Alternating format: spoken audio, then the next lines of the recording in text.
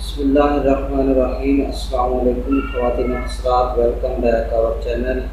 आज हम आपको मैदा की कमज़ोरी को दूर करने का देसी इलाज बताएंगे।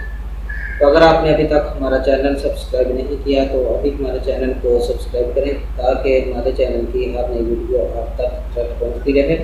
वीडियो अच्छी लगे तो इसे लाइक और शेयर ज़रूर करें। नाज़रीन किराम, जैसा कि आपको मालूम है कि हम हर रोज़ आपकी खिदमत में एक नई वीडियो के साथ हाजिर होते हैं और उस वीडियो में हम आपको मुफीद तबी टिप्स और नुस्ख़ायात के मुताबिक बताते हैं।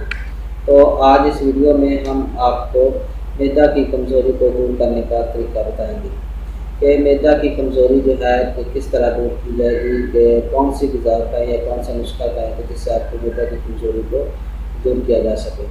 तो आजकल हम ऐसी ग़िज़ा खाते हैं कि जिसकी वजह से मैदा जो है वो बहुत जल्द ख़राब हो जाता है।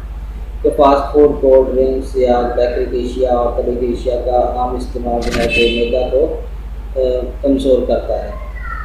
तो जब मैदा कमज़ोर होता है तो ये ग़िज़ा को सही तरह हासिल नहीं करता और जिसकी वजह से ग़िज़ा जो है वो जुज़े बदन नहीं बनती। तो जब ग़िज़ा या जुज़े बदन नहीं बनेगी तो इसकी वजह से आपके जिस्म में कमज़ोरी आएगी, तो बहुत सी बीमारियाँ जो हैं वो आपको लाहिक हो जाएंगी। तो इसी बात को मद्देनज़र रखते हुए हम आपको एक ऐसा नुस्खा बताएंगे जो आपके मैदा की कमज़ोरी को दूर करने के लिए बहुत ही मुफीद है।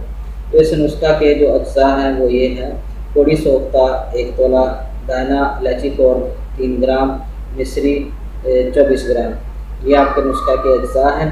इसको बनाने का तरीका यह है कि इन तमाम अद्वियात को बारीक पीस कर इसका स्पून बना लें और खाना खाने के बाद 4 रत्ती से 1 माशा तक पानी से खा लें। तो इंशाअल्लाह आपकी जो मैदा की मर्ज़ है वो ख़त्म हो जाएगी।